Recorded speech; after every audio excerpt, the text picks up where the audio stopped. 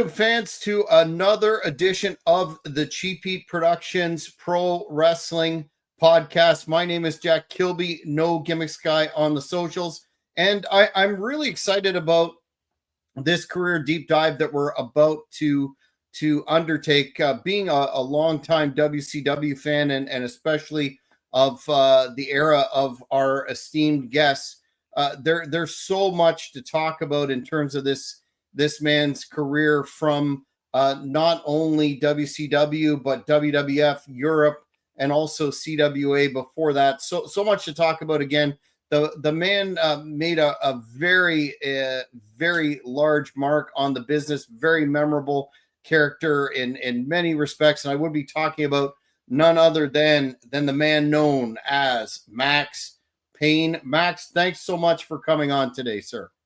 You know, it's absolutely my pleasure, Jack. I have to warn you, though. Today is like, if you're a football fan, right? So if you catch me looking to the left, just I won't be watching seriously, but like my two favorite football teams in the world are playing today, which very seldom happens. I went to Iowa State University, and I grew up in Provo, Utah. So BYU and Iowa State are playing football today. So you catch me looking to my left just to see what the score is.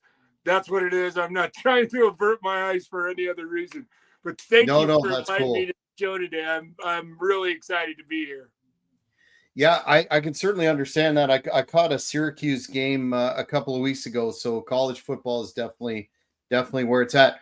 I guess it's a good place to start to give the fans a baseline of growing up. Were you a fan of pro wrestling, and if so, did you follow a particular territory or company?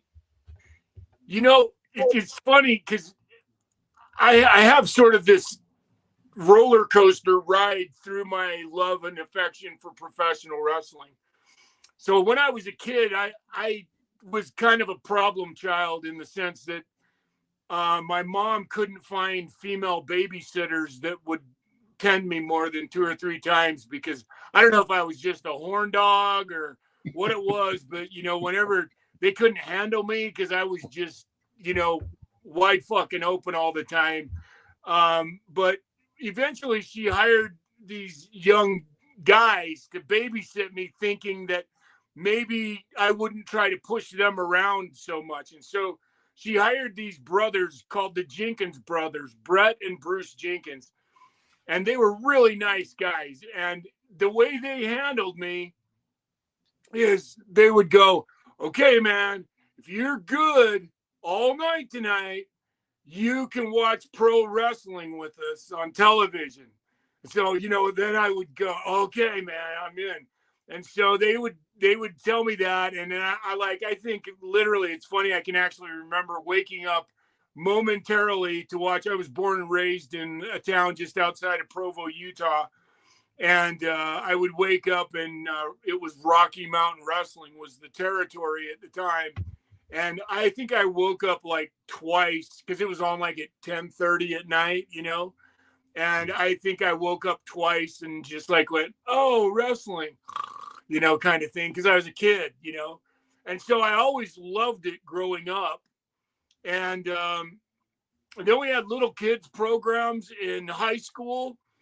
And, so I went to the little kids programs in amateur wrestling, and I hated amateur wrestling at the time.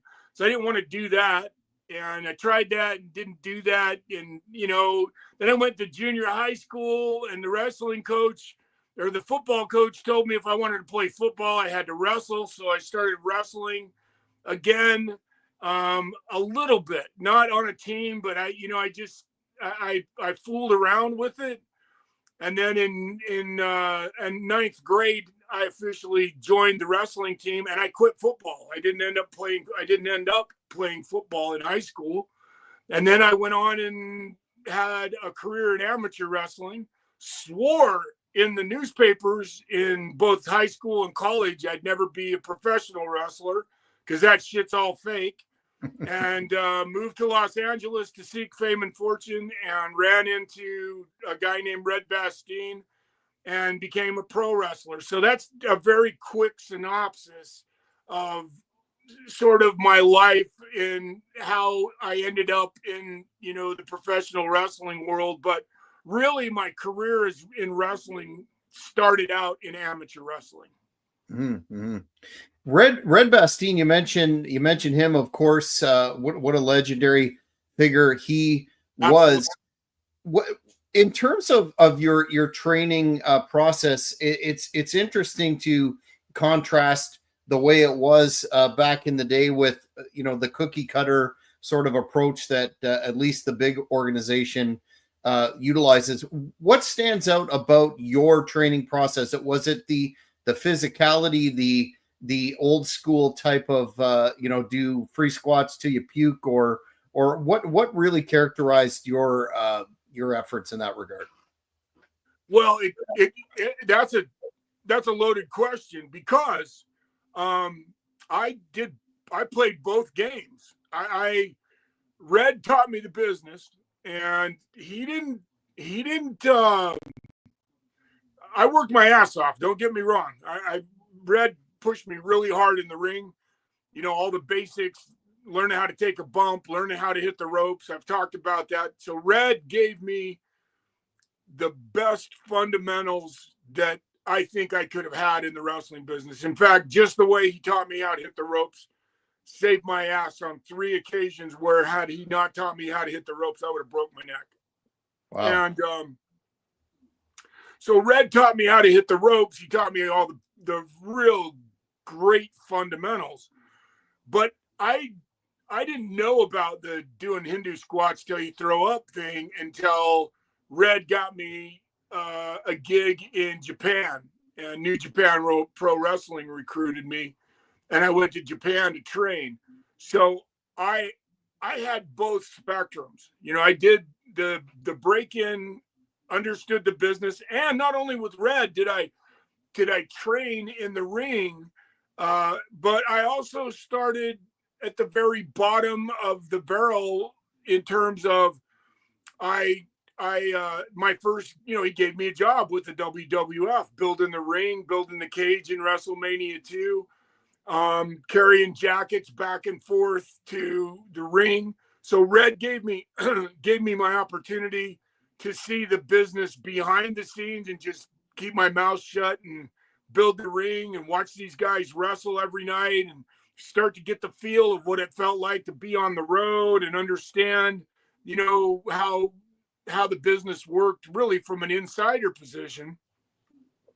But then I went to Japan, and that was like culture and athletic shock 101, because I thought I was a badass when I went to Japan, because I'd been through 2 very profound nationally recognized amateur wrestling schools, and JUCO College, North Idaho College, and then of course Iowa State University. And they're both renowned for their wrestling programs. So I went through both of those, and just to get through those programs is proud. And I'll be honest with you, even my high school wrestling, that's how I got there. My high school wrestling program, man, my coach was known around the world, actually, because he was a NCAA, not just an NCAA, but a international referee. His name was Darrell Henry, and he was known all over the world. And so his amateur wrestling, Pleasant Grove is the school I went to in Utah, and it had a profound wrestling school. And so I thought I was a pretty badass guy. I knew what it took to be punished as a wrestler. And then I went to the New Japan Dojo, and I remember Chris, my roommate was Chris Benoit, and we used to, for the first 2 weeks, we used to flip a coin to see who was going to go down the stairs to get popsicles, because that was our treat we'd give each other after these brutal workouts that they would put us through. And we'd flip a coin to see who was going to go down the stairs, because our legs hurt so bad. For the first couple of weeks, we couldn't walk. I mean, it was, and then they used to do this, the guy who trained us, every once in a while, he'd take us and do these things called the temple stairs, I call them. And we'd have to run these temple stairs. And these stairs were the ultimate dichotomy, because that's why he did them. Because you could actually make it between each stair in one step. But if you did that all the way to the top, by the time you got back down to the bottom, you were tore up. And so, then you have to double step them if you did it the other way. And then you have to move your feet faster, but you didn't have to work so hard to get between the steps. So, and then we drag a tire. They had a diesel. This is back before there was, the CrossFit training they're doing today. They had a tire. I honestly think that's probably where they got part of the idea is from the Japanese. They had this big truck tire with a rope on it, and we dragged the tire to the temple stairs.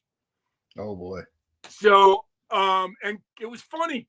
Korneko, his name was Black Cat Korneko, and he was the dojo master.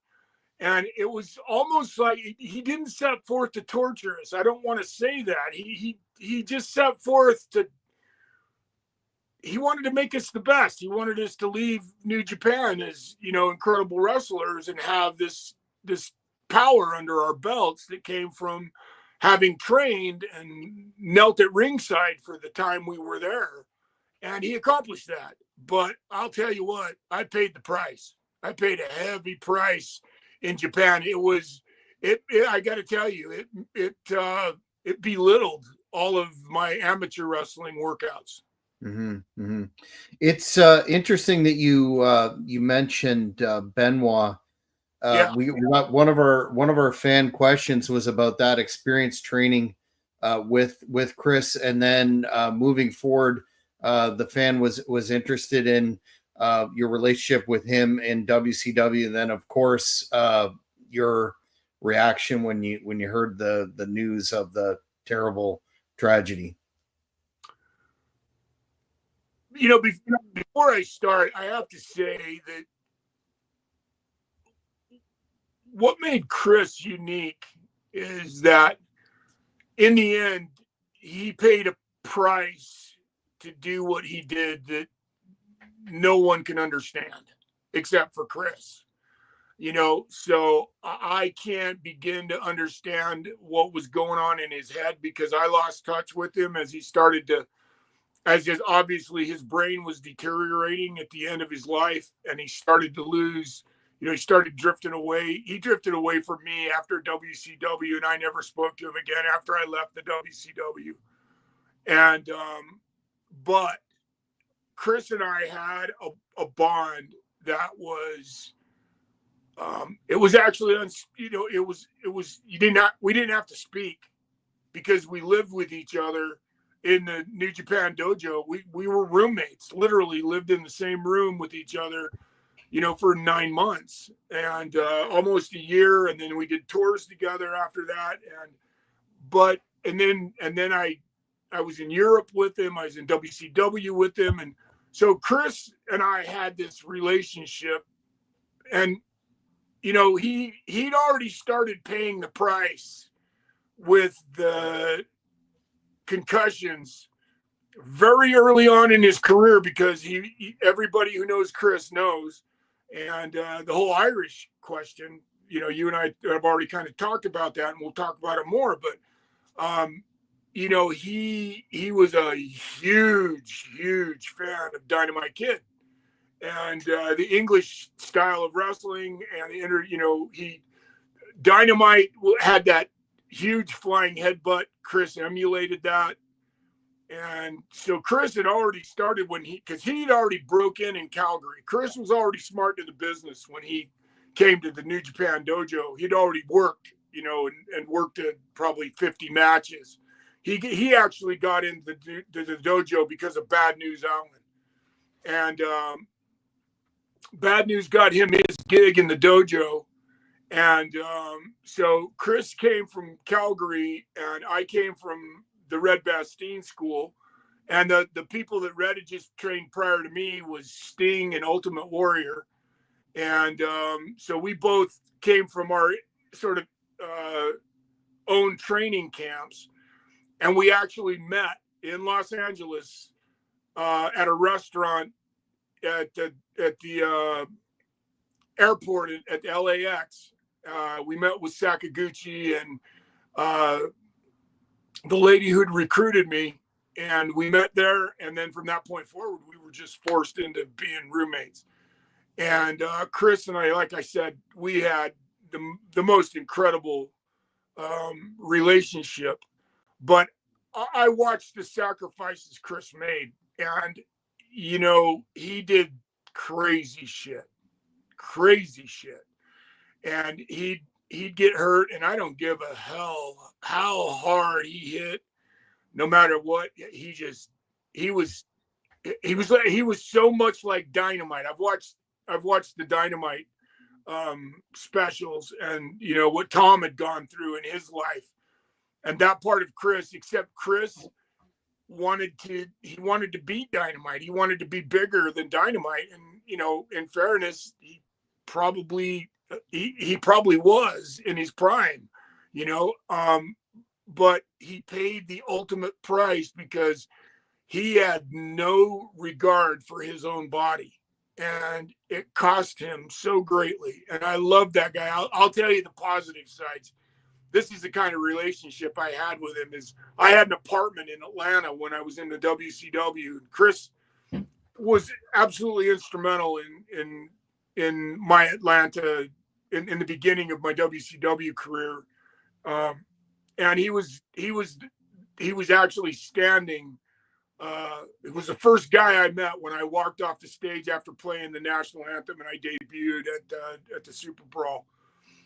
And I gave him a key to my apartment so he could come and go as he wanted to. But the only way I knew he was coming into town is when we were in Japan. We would go to this city called Roppongi and Shibuya, and they had these record stores there at the time. I know a record store, right? Called Saturn Hansa, and we would go there on the weekends, and we'd just go down there, buy CDs and tapes, and you know, and then we'd go back to the dojo and we'd make these mixtapes.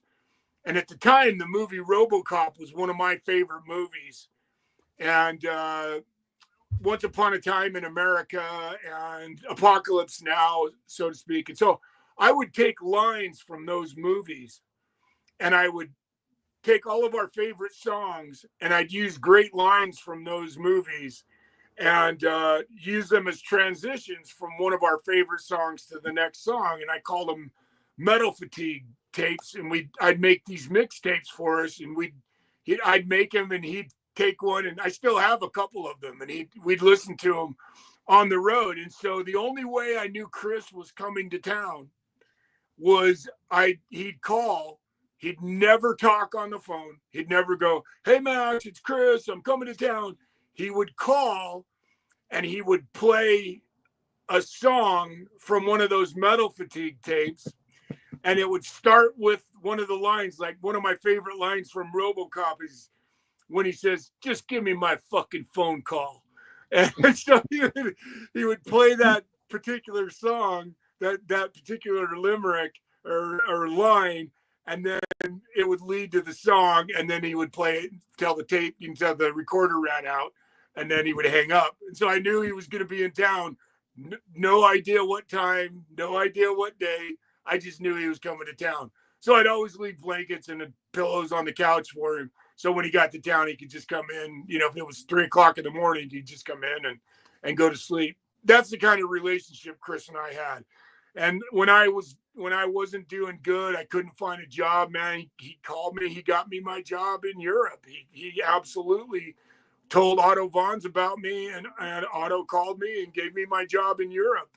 So, you know, that's the kind of relationship Chris and I had. He and I were just really, really good friends. We loved each other very much, and I was absolutely crushed when I heard what had happened. And then I saw the research they had done on his brain after he died. And it made complete sense once we all started to understand what CTE was. And I don't know how many people know this. This is no excuse. I'm not making an excuse because a lot of people want to blame it on roid rage. It wasn't roid rage. He had CTE. By the time they studied his brain at MIT, he'd lost 2/3 of his brain mass from CTE. All of his reasoning center was deteriorated. His brain, how he even functioned, where the point where it was literally almost amazing. And so that's the part of Chris. I only have exceptional fond memories of the man. So it pains me every time I talk about him because you can't talk about him with reverence. It's like trying to say something that Hitler did that was good. You just don't do it because it's so politically incorrect. But for me, it's even more difficult because all I have is these wonderful memories of Chris. Just I don't have a single negative memory of him. And so it's a really difficult dichotomy that I face every day with him. But I'm not gonna. I at least have to, because what he did was, I'll say it uncategorically again. What he did was atrocious, beyond atrocious. I mean, it's monster atrocious. But knowing what we know now, what CTS does to the brain, or CTE does to the brain, I understand that. And I don't care who you are as a wrestler, us older guys like myself included, we're all scared shitless at what level we've got it as well. Because I've been knocked unconscious numerous times. I'd like to believe that if I do have some of it, I've learned how to deal with what it does to me. But by the same token, what happened to Chris it's such a tragedy. And his family and everything that surrounds it, it's atrocious. But I love the guy with all of my heart, and that it breaks my heart. Yeah, it's a very difficult, as you point out, line to walk. I know Jericho has frames it in a very similar manner, but I've heard Chris.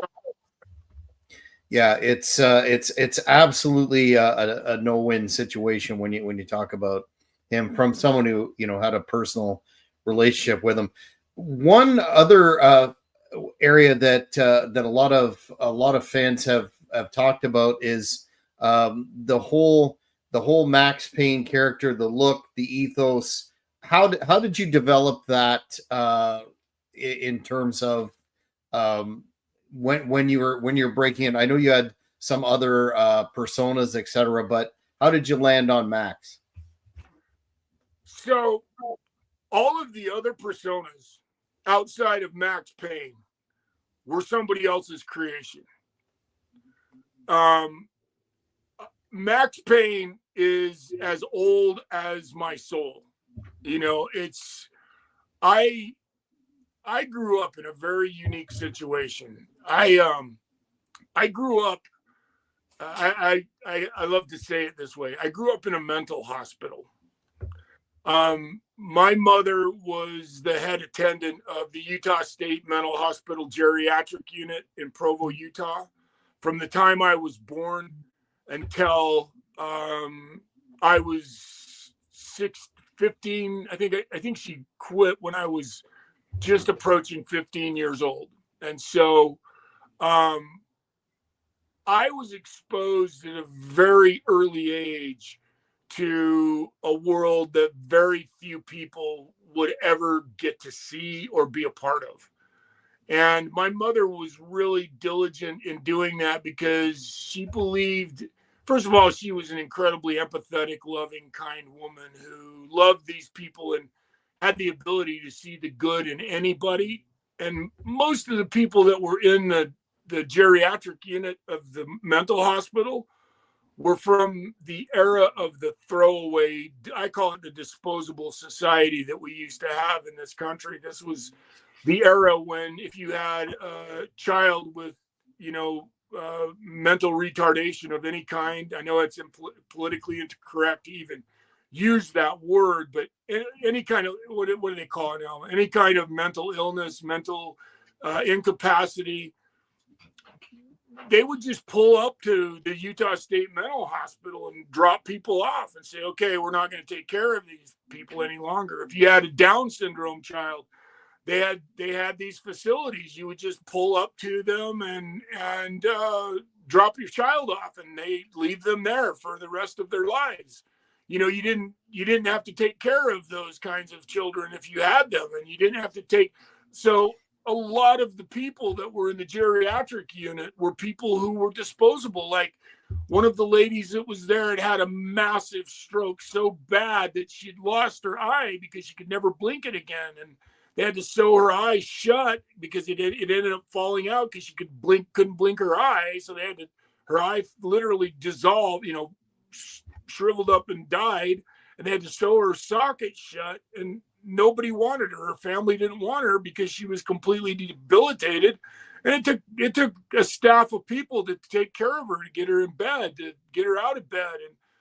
And there was a lady there who had a frontal lobotomy, and you know, I grew up knowing these people. There were people who had massive schizophrenia, who had massive manic depression at the time, before lithium was invented. And you know, so I was exposed to and then there were the criminally insane there as well. And so the reason I'm telling you this is because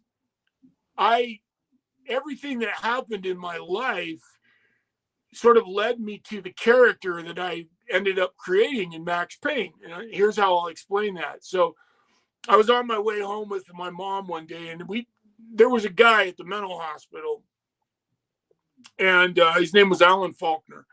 And he was the nicest old man. And my mother would let me play pool with this guy. And so I couldn't wait to get to the hospital to play pool with Alan every time we'd go. And I was that way until one day we were on our way home from the hospital. And I said to my mom, because my mom would bring patients from the hospital to stay with us at our home. She would bring them into our home. We would feed them for a couple of days. Like she'd bring them home on Friday night, take them back with her on Monday morning, because she wanted to give them a chance to get away from living in the shit world of the hospital all the time. And so I said to her one day, you know, before I say that though, I have to say this. Whenever I played pool, whenever I was with Alan, whenever I was around him, my mother never, it was like a hawk, you know, she never took her eye off me. Never. I could always see her out of the corner of my eye watching us play pool, and, you know, so on and so forth. And so I loved Alan. And it was so funny because this guy he was a redhead, and he had like almost translucent white skin, you know, and he smoked cigarettes one after the other, and his fingers were all nicotine stained. You remember that? You used to know people that had those kind of nicotine stains on their fingers, and his was bad because his skin had, you know, virtually no pigment. He was almost albino, you know. And I loved him, man. I loved him to death. And we were on our way home one day, and I was probably 8, 9 years old, and I said to her, Mom, why can't we bring Alan home? Why can't we bring Alan to the house? And why doesn't he come? Let's let Alan come and live with us. He seems like such a nice guy. And I saw the dilemma in my mother's face. And she finally decided I was old enough to understand why he was there. And she proceeded to tell me that the reason that he was in the state hospital is because he sexually abused and raped his grandchild, and he could never leave there. She didn't tell me that, you know, she wasn't that explicit. She just said he did things with one of his grandchildren that was very wrong, and that he could never leave there. And I remember asking her, and she you know, she didn't go into any detail at all. She just made it clear that he'd obviously sexually abused this child at 5 years old, actually. And so he could never leave there. And at that moment in time, I developed this thing in my brain, and I called it living insanity. And I always, living insanity is an interesting set of words because it can be seen as 3 words or 2 words. And I lived in it with my mother. You know, I saw it. I was there a lot because I was kind of an only child. I was a profound oops. I had 4 older brothers, but they'd all moved out of the house by the time I was 4 years old. So I was basically raised as an only child. My oldest brother was 25 years older than me and had 2 children older than I was. So my parents had already raised a whole family by the time I came along. And so I spent lots of time in the summer, especially when there was no school, because my mom didn't have any place for me to go. And that would mean my dad worked at a steel mill in my hometown, and my mother was very unique. She was one of the first women who was out in the world working a full-time job because that's just who she was. And so she would take me to the mental hospital with her. And so I grew up with this living insanity mentality. And then I went to see a movie once called The Green Beret with John Wayne in it. And when I came home, I was probably 10. You know, I think when that movie came out, I think it came out in 70, 69, someplace in there. And on our way home from the theater that day, I looked at my mother and I said, "Does John Wayne go to the bathroom?" And she laughed her ass off at me, and she goes, "Yes." And she proceeded to explain to me his real name was Marion Michael Morrison. He was born in Winterset. He was a man just like my father. He put his pants on the same way and everything. He was just a man. He was just a motion picture star. And about 2 weeks after that, I said to her, because I never liked my real name, and I really hated my middle name, which I'll tell you, but I'm not even proud to tell it in public because my uncle was an asshole. But I was named after my uncle. His name was Hilmer. So my name was Daryl Hilmer Peterson, and I fucking hated that name growing up, just hated it. And so I told her about 2 weeks later, I said, when I found out about John Wayne, I said to her, "I don't like my name." And she was so crushed. And looking back in retrospect, of course, I understand it now. I'm a parent and have children. And, you know, I was proud of what I named my children, right? So, but that really broke my heart to looking back now. But she said, "Well, what would you call yourself?" And I said, "I don't know, but when I figure it out, I'll tell you." And years later, after I ended up suing Rockstar Games over my name, I was in a deposition one day. This is how later in my life I realized where the influence of all this came from. Is they were asking me, how did I develop the name Maxx Payne? And I said, you know, and I went through it, and Max Headroom was involved at the time. I loved Max Headroom. And initially I called myself Lucifer Payne, but it just didn't fit right. I didn't like Lucifer. It was a little too extreme. I grew up, my musical influences were Kiss and Black Sabbath and Alice Cooper and David Bowie and Alex Harvey and all these bands that painted and the New York Dolls. Man, I love any band that was a character band. I loved that shit. And I was doing this deposition for Maxx Payne, and we were talking, and I told the story about the Green Beret movie, and it hit me. John Wayne, Maxx Payne. I'm getting goosebumps remembering it now, how deep that was in my core. I didn't think about that when I created the name Maxx Payne. I didn't think about that when I added the second X to Maxx Payne. But if you look at Maxx Payne, even the last name I spelled it Payne from the beginning. I never spelled it Pain. I mean, the wrestling magazines tried to, but I always spelled it Payne because I wanted people to think it was my real name, you know. And I wanted to be like Alice Cooper, you know. I wanted to be that kind of a character. I mean, I loved Alice Cooper as well. And so that's the true origin of the name Maxx Payne.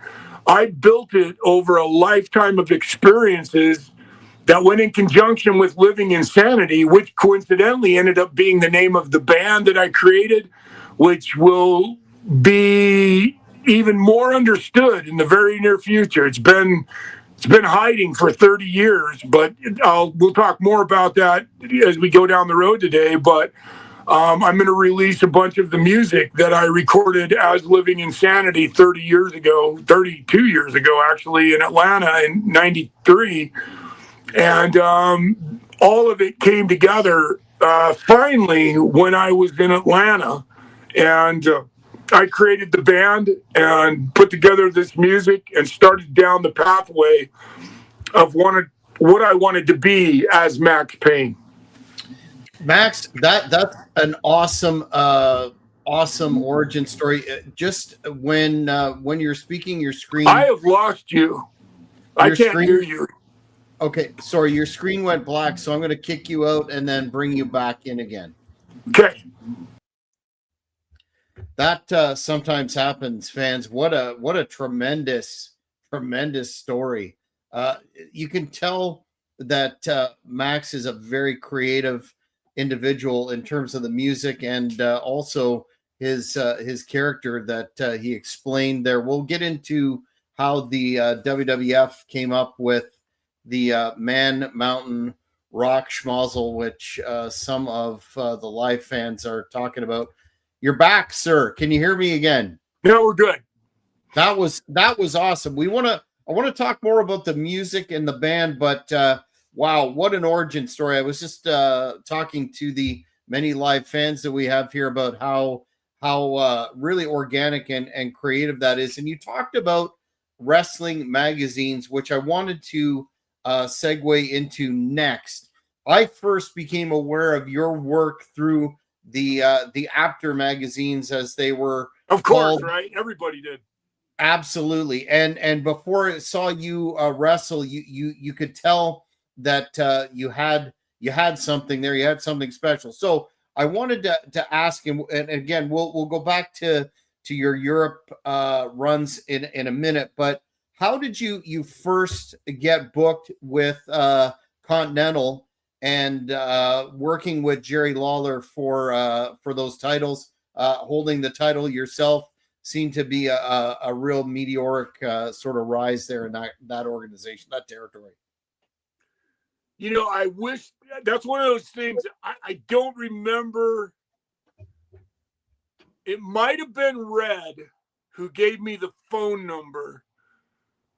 But I. Oops. You still there? Yeah, you blacked out again. I think you're getting a message or whatever. So I'll bring you back again. That happens when you're broadcasting from or being interviewed on your phone or your I think it's your tablet too. But you can get if you get a message or a call, it can throw off the feed. But hopefully that won't happen again. You're That's back. weird. I don't understand what's going on. I think when you get if you're using a VPN or you get a text or something like that, it can do that. But we'll loop back if it happens again. But you're talking about getting the call for Continental. Yeah. I don't remember how that happened, but I got a call from a guy named. Actually, this part of it I remember.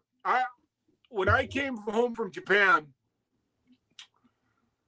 I knew I'd pissed the Japanese off because the Japanese, the way they work is if you.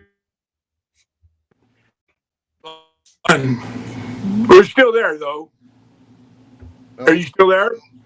Yep. Can you hear me? Now I can't hear you. Okay, we'll kick you out and bring you back.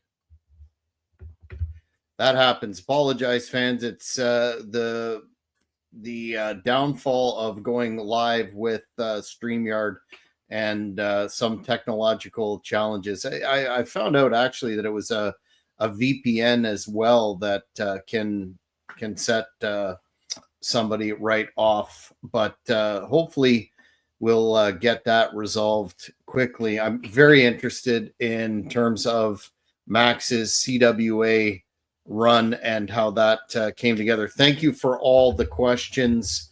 We're going to try and get to them all. I have a feeling this will be a part 2 for sure, given the amount of detail and information that Maxx has, especially in terms of a lot of questions seem to be focusing on the whole deal with the WWF and that kind of ill-fated situation.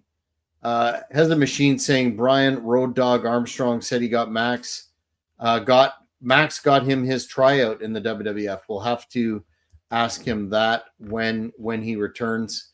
Home Challenger is saying, I love Chris Benoit, one of WCW's best. Back again, sir. Sorry. I don't know what's going on, but something's being grumpy today. I might be my internet. You know, unfortunately, it's 4:00 in the afternoon here, and it's Saturday. So I have a feeling this is the internet just losing its bandwidth, and we'll probably be facing that for the rest of the day because it is Saturday. So everybody's trying to watch streaming stuff right now, and so I'm sure we're competing with that. So we'll just deal with it. I'm fine. So where were we? We'll circle back when we have to. But you're talking about getting into Continental.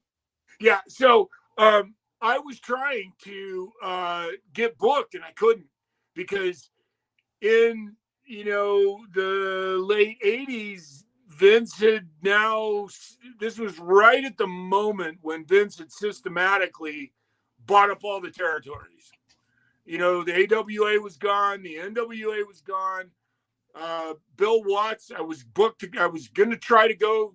Red was going to try and get me in Mid-South Wrestling with Bill Watts. Went under. He was going to try and get me in Montreal, Canada. Went under. And then I talked to Stu Hart, and I did not want to go to Canada because I'd heard all the stories from Chris about traveling in vans and thousands of miles and not making any money. And, I didn't want to, if I was going to not make money, I'd rather be at least in my own country doing that. And I didn't want to be that. Okay, we're still there. You still there? Yep. Can you hear me? No, I lost your audio though. Okay, remove you again. He makes a good point there that I hadn't really thought of before. But if the payouts in Calgary were similar to what was happening in Continental, Memphis, etc., why would you come to that territory with its renowned problems with the massive amount of travel and the weather, not to mention. Okay, so you were saying that you weren't interested in Stampede, so you were looking at Continental. It was funny because Stu Hart really wanted me to come there. I talked to him a couple times on the phone because I was a shooter. Hey, listen, you salty bastard. Why don't you come on up here? I'd love to have you up here in my territory. And I heard about you down there at Iowa State. Why don't you come up here and I'll, put you to work. I'd love to have you. And I really liked talking to Stu and enjoyed it. And but I called him and apologized. I said, Stu, I'm sorry, man. I can't do it. I can't come that way. I can't head that way. I gotta take a different direction. And so for whatever reason, I ended up talking to Randy Hill in Lawler, this guy named Randy Hill, who was the booker for Lawler at the time, and Jerry Jarrett. And it was called Championship Wrestling, I think wasn't it? Yeah, I think it was called the CWA. And I think it was Championship Wrestling Association. And so I ended up going there. And, it was a great move. It was really hard, changed my life, incredible stories. I mean, I could write a book just about my time in Memphis. Learned boatloads, traveled down the road with legends, and just had a wonderful, wonderful time. It was monumental. It was momentous. It did everything I needed it to do to get me from point A to point B. But after that, then again, I went through a dry spell where I couldn't get booked. And it was Chris Benoit who got me booked, and ironically, into the next CWA, which was called Catch Wrestling Alliance, which was Autobahns in Europe. So in between there, I ran my own territory in Utah called the WWA, and this friend of mine had bought 2 rings from Billy Jack Haynes in Portland, Oregon, who had tried to run a territory against the guy up there. And we bought those. He bought those rings and recruited me. We started our own territory, and Jimmy Snuka lived in Orem, Utah. And I ended up meeting Jimmy, and so we did this little territory in Utah for a year, called the WWA, and I went down the road with Jimmy Snuka in Utah for a year. So, that's how, just like any wrestler, we tried to figure out how to keep our own world moving forward. And it was tough. We didn't make any money, but had a hell of a lot of fun doing it. And definitely got you the buzz that I guess culminated with WCW bringing you in 93. I read that the Cowboy Bill Watts was impressed with your credentials, but how did that come about exactly? So in Europe, my second year in Europe, I was really lucky. I got to know a guy named Rip Rogers, and Rip and I became really good friends. And you don't know why sometimes you gravitate towards people. I gravitated towards Rip because Rip is one of the greatest minds in professional wrestling, in my opinion. And he was just amazing, and he and I were really good friends. And at the end of my tenure in Europe, on the way out, he called Bill Watts on the phone. We had a handfuls of quarters or Deutschmarks at the time, and went to a payphone, and he had Bill's number and called him in Atlanta and said, "Hey, I've got somebody you need to talk to." And Bill said, "When you get home to the United States, call me, and I'll bring you to Atlanta and I'll talk to you." The rest is history. I've lost you again, Max, but I'll bring you right back. Okay. Yeah, that's interesting. I knew he had a relationship with Hustler Rip Rogers, another guy that loved to interview at some time. It's Hez Machine saying Gangrel said that he was one of the Blackhearts. He got $50 a week. Yeah, bad payout. So the rest was history in terms of your introduction to WCW. What when you came in, what was your knowledge of the plan that they had for you, or did they share that with you? You can tell they didn't have a plan, partly because nobody knew who I was, and they didn't know that I could really play the guitar. So, and I think that was my problem. I mean, honestly, looking back in retrospect, if there would have been a promoter in the background that would have seen the true potential that I had at that moment when I played the national anthem at Super Brawl, a great promoter, and I'm not taking anything away from Bill Watts because he gave me my push, but I literally, once I signed a contract with Bill, I never spoke to him again. He never came to me and said, "Hey, we're going to do this." Did I lose you again? No, you're back. Can you hear me? Yes, sir. Can you hear me? I can't hear you that well, but if as long as you can hear me and your audio is okay, I can hear you well enough that I'll continue to move forward, because I think if we keep trying to fight this, it will make things worse. Go ahead and speak again. I was asking you about the plan that they had, and you had mentioned that you don't think they had a plan. You know, and you can tell that by what happened when I played the national anthem. I've said this story 1,000 times. If Bill would have been seriously watching me play the national anthem and seeing what the fans were doing, you can't ask a fan who. Oh.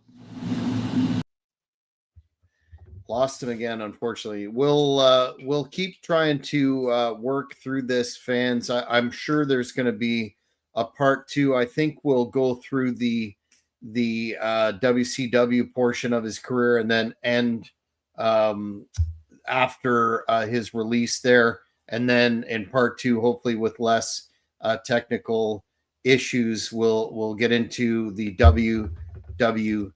So back again, you said that they obviously didn't appreciate what they had when you were doing the national anthem. Yeah, I mean, honestly, if Bill would have been really paying attention, he would have said to Vader, "Hey, run it, grab Vader, grab a big heel, send him out there, knock me out while I'm in the middle of playing the national anthem, smash my guitar to bits. We'll pay for his guitar. I don't give a shit. Go do that, and we'll take care of it down the road." And if they would have done that, whoever they did that against with me, we would have ran across the country and made a fortune, because, or if they didn't do it that day, do it again. And we planned it and did something like that, because the fans, you can, if you watch the national anthem, you can see the fans at first are going, "Oh, bullshit. Wow, this guy's really playing. Holy fuck." You can see the transition in their faces. And then they ran me out there as a heel. Well, nobody wanted to boo the guy who just fucking played the national anthem and did it well enough that they all went, "Holy fuck, he pulled that off."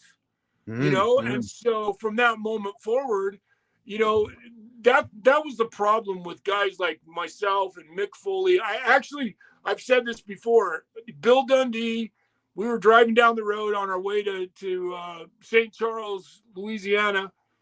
And Bill Dundee, Greg Gagne, Mike Graham, we were in the car with them, riding in a van to St. Charles. And Bill Dundee, Mick was talking about us being baby faces. And Bill Dundee looked at us and said, "You two fat fuckers honestly believe that two ugly motherfuckers like you could ever be baby faces? That the crowd would actually love you as baby faces?" And Mick said, "Well, obviously with you at the helm, that ain't never going to happen." I remember it was so funny because, and I remember Gagne and Mike Graham going, "Holy shit," but people took us as baby faces. I mean, when we wrestled the Nasty Boys, we were certainly the faces of that moment, and that's what made it so easy working with the Nasty Boys, because they were great fucking heels, And honestly, Mick and I were pretty damn good baby faces as a tag team. And so nobody wanted to believe. And that always blew me away, because the Road Warriors, nobody wanted to believe that people would love them as baby faces. But they were big, badass son of a bitches that, imitated one of the greatest movie chains of, in history. And everybody just wanted to love them because they were big badasses, and they weren't wearing, pink tights and pink patent leather boots. People got tired of that image of a baby face. And I was one of those guys. That's not the baby face. I wouldn't cheer for those guys. That's not who I was. Because I was the dark kid, man. I loved Alice Cooper and, all the dark metal, and Black Sabbath was my favorite band. I mean, for God's sake. So, that's where the origin of that came from. So when I went there, that was the biggest problem. They had zero plan. And it was really obvious. You know, in the WCW, I only played the guitar live twice. And both times the reception was astronomical and nobody recognized it. Nobody went, wow, this guy, this is the part that blows me away. Eric Bischoff loves to brag about how smart he is and all the shit he did. And he's made fun of my guitar playing and everything on numerous occasions, but he was never smart enough to recognize how much money I could have made him without ever having to wrestle. Just being a guy that went out there and played the fucking guitar. Because every time I ever played in front of a crowd in the WCW, they fucking popped. And it worked. And the funny part is, I have a movie that's going to come out that's 30 years old. And the great thing is... Darn. Okay. Are you still there? Yeah, I'm still there. I'll bring you back. No, you don't have to. You don't have to. Can you see me? No, I can't see you. Your screen went dark, unfortunately. But I'll just bring you back. While you're off, maybe are you on your phone? Yeah, I am. That's if you've been getting texts, that's usually why. Really? Okay. I honestly think it's because it's 4:00, Jack. Oh well, we'll try again. I'll just bring you back. Sorry. Yeah, there's obviously a lot of meat on the bone there to talk about with Eric Bischoff. It's definitely down there because allegedly, according to the historical record, that's a disagreement with Bischoff is what led to his release from WCW. So hopefully we'll be able to get that confirmed when Max comes back. The other thing I wanted to ask him about was the Nasty Boys, because of, everybody remembers that program with him and Foley against the Nasty Boys. And they allegedly there again, or so it has been written, that he on purpose or something stiffed Brian Knobbs, and that led to Knobbs's shoulder being broken, and then ultimately his removal from WCW. So we'll get into that again with Mr. Payne, and I still have, of course, the questions for WWF there on the Man Mountain Rock. Okay, so hey, Jack. So what I did is my wife was watching TV on another device. I'm going to try because it's prime time, man. We're prime time. Yeah. We're in prime time and everybody's streaming, and you get the, what's it called? Digital or internet. The bandwidth gets reduced. Yeah. It sometimes happens. But sometimes I had her turn off the TV, so she's going to go listen to a book. And so let's try this and see if that helps, because that might help, because I'm not done that way. I'm not using as much bandwidth to do this. So let's see if this helps. Cool. So you were saying that they dropped the ball on the guitar. They dropped the ball on your babyface presentation. I wanted to ask you about how the team with Foley got how that happened. Is the way I remember it, Mick came to me. I don't know. I think Mick saw me as that character. He and I were friends anyway. We had ended up traveling the road together somehow. Maybe a couple of shots here and there. Maybe I don't remember the exact date. Maybe it was a European tour. But we ended up being really good friends. And he hold on.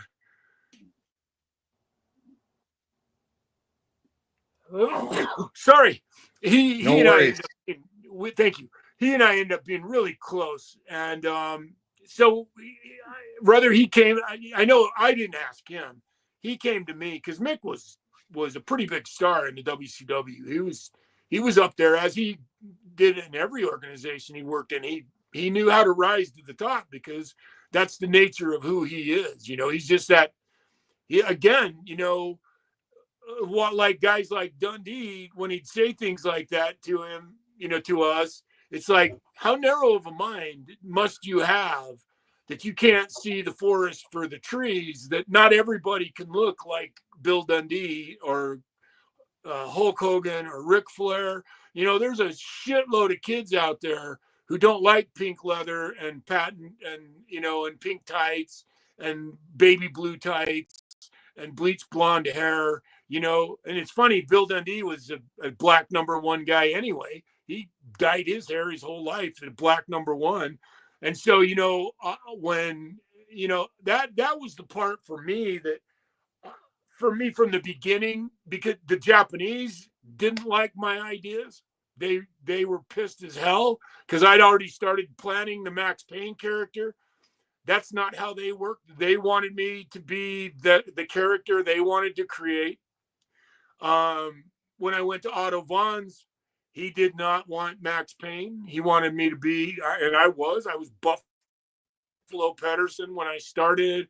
In the second year, I became heavy metal Buffalo. He seceded to the heavy metal Buffalo thing. And he said, oh, you can't be Maxx Payne because they can't cheer that name. Well, the funny part about it is the Germans, when they love you and they cheer for you, they don't cheer your name. They chant this theme called, they go, "Zu ga ben, zu ga ben." So chanting Maxx Payne was bullshit, you know, but that's the way promoters control you, you know. And the same exact thing happened to me when I went to the WWF. They didn't want me to be Maxx Payne because there was already The Undertaker. You know, they didn't want me to play the guitar because Jim Johnston was their musical guy. And so they wouldn't let me play the guitar. None of the music you heard from me, except when I went to the ring to play, I played my own guitar going to the ring, but the background music was Jim Johnston's. And I just, that was the killer part of it. So I battled that my entire life, and not one promoter embraced that until, I will say, Otto Vaughn's finally did, only because it brought the territory up. And I defy anybody that was in that territory when I was there doing my guitar playing to say anything different. If you ask David Taylor, Tony St. Clair, Fit Finley, Darren Matthews, the territory when I started playing my guitar changed dramatically. And we all made more money, and it was a hell of a lot easier to work because people started showing up because they wanted to see the fat freak that could play the guitar. And that's the part that I never understood, why nobody in the wrestling business wanted to make money with the fat freak that could play. That's the part I never, to this day, I can't figure out. And Eric Bischoff can tout all of his accolades he wants to, but you can say what you want to. I did the NWO 2 years before the NWO did it. And the guy that built all the NWO's t-shirts are the guy that built the Fashion Victim t-shirts that I wore in the ring long before the NWO was in business. And so that's the part. And I would have been a perfect fit for the NWO. But by then, I burned. Eric Bischoff hated me because Scott Hall and Kevin Nash despised me. Hogan despised me because Knobbs and Sags had gone to him after I hurt Knobbs and told him what a clumsy fucker I was, and I caused Knobbs' demise, which is all bullshit. But, you know, that's just the way the wrestling business works. And anybody who has, you know, I was so different that people just, you know, and I was my own worst enemy in a lot of ways. I don't want to I'm not trying to make this sound like I'm some kind of fucking angel. I was my own worst enemy. I was heavy into drugs. I partied my balls off. I wasn't easy to deal with, but then I can say that about everybody. Nobody's easy to deal with in the wrestling business. That's the nature of the beast, because everybody's clawing their ass off trying to get to the top. But nobody would give me the opportunity to really bust it open. And the reason is I really think that I'm not the guy you can tell, oh, you don't want to do that? Okay, you take your tights off and give them to him. Well, when you're as unique as I was, there's, you know, you can't do that, you know. And that's the way it is with everybody. It doesn't matter whether it's Stone Cold, Taker, you know, name it. You know, when you have that kind of, when you get that kind of power because of your uniqueness, that's what sells. And yet you've got to be able to, the promoters have to be able to figure out how to work you in. And I guess I just wasn't worth it. For whatever reason, I wasn't worth the headache.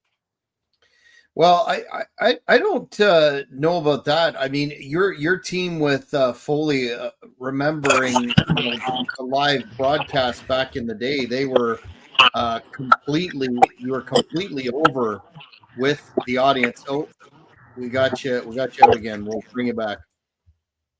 Just about to talk, fans, about the matches with the Nasty Boys, and especially that situation with Brian Knobbs' shoulder. I went and watched it today, and I'm sure Max will have a comment on that. Just saying how over you and Foley were in that great series of matches that you had against the Nasty Boys. That everybody talks about the street fight, being a hardcore classic at Spring Stampede. 100% agree. I mean, that today, I just watched that a couple days ago, rewatched it, and man, it still stands up as one of the most entertaining of those Falls Count Everywhere hardcore deals. But wanted to ask you specifically in terms of the Nasty Boys and that belly to belly that Knobbs did not rotate on, and him being as big as he was. Some people have talked about how that was sort of I don't want to say a receipt, but allegedly you had commented that Knobbs was and the Nasty Boys were overly stiff, and this was just some kind of receipt, if you will. That's out there, but then it caused Eric Bischoff to really get on your case, so to speak, and bury you thereafter. Can you set the story straight on that? But just before we get into that, Max, Bob Cook is watching the cooker, and he says, "What's up, brother Bob? Brother Bob, great guy. You I love Bob Cook, man. He's one of my favorite people, man. He knows this is the truth too, man. It's great he's watching because he will attest to that. I think he was there the night that I heard Knobbs. I've told this story, and I actually, if you go to my YouTube channel, The Pain Lair, there's a definitive. I show you exactly what happened, and you can say what you want to, but I know wrestling really well, and I knew it then, and I know exactly what happened then. I knew it the moment I started to throw Knob.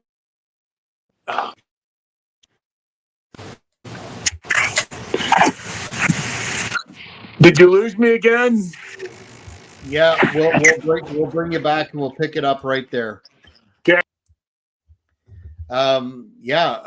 Bob, if you're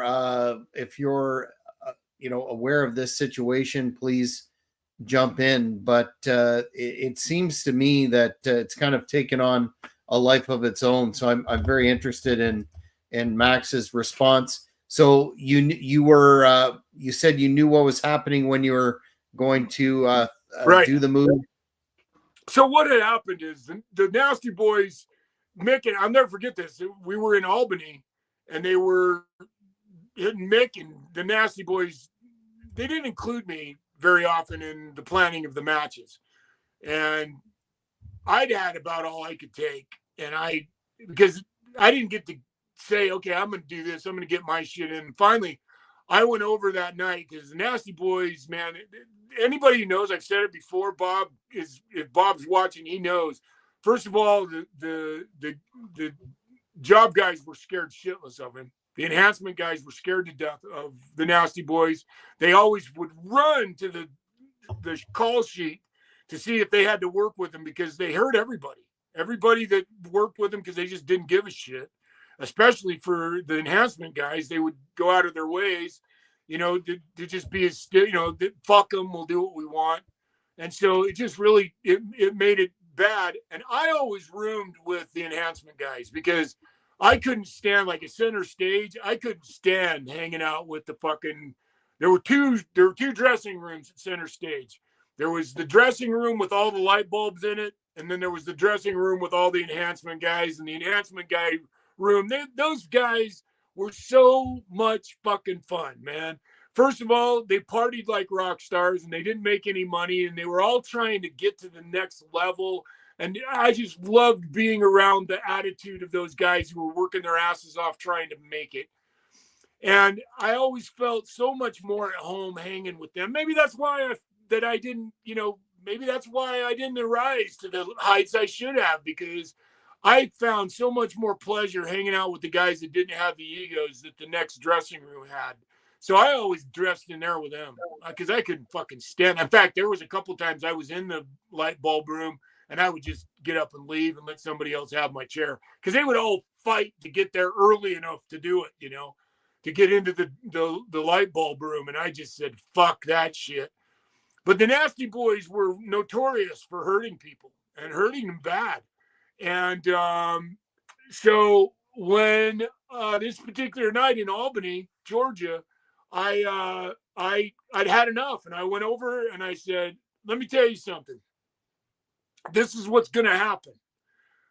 I'm going to do this, I'm going to do this, and I'm going to do this. And you're going to make a decision right now. You're either going to fucking go with me or you're going to get hurt. There was no receipt. It wasn't I was paying knobs off. It was, you're either going to trust me and let me do what I'm going to do and be a good wrestling dance partner, or you're going to get hurt, because you're not going to stop me if I'm in the middle of a fucking throw. You're not. You're either going to have to go with it or you're going to do exactly what Knobs did, try to control his own destiny instead of letting me throw him. If he would have gone the way I had his arm trap, and you go to my site, you go to thepainlair.com, I show it over and over and over again. I had his arm trapped, and if he would have allowed me to throw him over that arm, he would have fucking hit the mat and rolled out of the ring. He would have never been hurt. I did that throw 1,000 times with enhancement guys. I did it with Vader, for God's sakes. And no one ever got hurt because they trusted me. And Knobs didn't trust me. And the reason Knobs didn't trust me, and before I say this, I'm going to say it here. I've said it everywhere. I love Brian Knobs and Jerry Sags, regardless of what they did to me and how they tried to cripple me in my career after he got hurt. He couldn't accept that it was his fault. He had to blame somebody, so he blamed me. But I love Knobs and Sags. I had great times with those guys on the road, and I'm really sad that Brian got hurt. But Brian did it to himself because he didn't trust me. And the reason Brian didn't trust me is because Brian didn't trust anybody, because they'd hurt so many people that everybody was gunning for them, man. There were a lot of people out there. It's just like the NFL. If you keep fucking hurting people, sooner or later, this shit's going to happen to you, and that's what happened that night. If Knobs would have trusted me, he would have been fine. He would have never got hurt. He would have flown out of the ring. Things would have been fine. But he wanted to take his own stupid fucking bump and jump straight over the top of me. I wasn't trying to throw him straight back. I was trying to throw him over his trapped shoulder so that I would protect that arm, that he wouldn't break it if he didn't have it around me. And I threw him that way and his arm went back. So I trapped that arm so he couldn't go any other way but the way I was trying to throw him. And he decides, and if you go watch the video, you'll see it. And I show it over and over again for this exact reason. So if you have any doubt, it was not a receipt. It was a mandate. And I'd already demanded that I wanted to get my shit in. And that's all I was doing, was saying it's my turn to get my shit in my way. And Brian just couldn't couldn't do that. And that's my opinion on it. He'll tell you something different. I absolutely believe that. And that's okay. That's the Nasty Boys. Brian, like I said, I love Brian and Jerry. I've talked to him, and I said to him, I'm going to say what I'm going to say. You're going to say what you're going to say. And we're going to live with that for the rest of our lives. If they don't like me, that's fine. I love them. I have nothing but great memories of the Nasty Boys.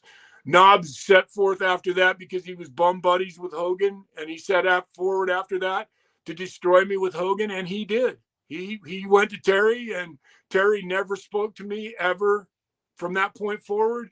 And that was just the nature of that happened to me in the wrestling business over and over and over again.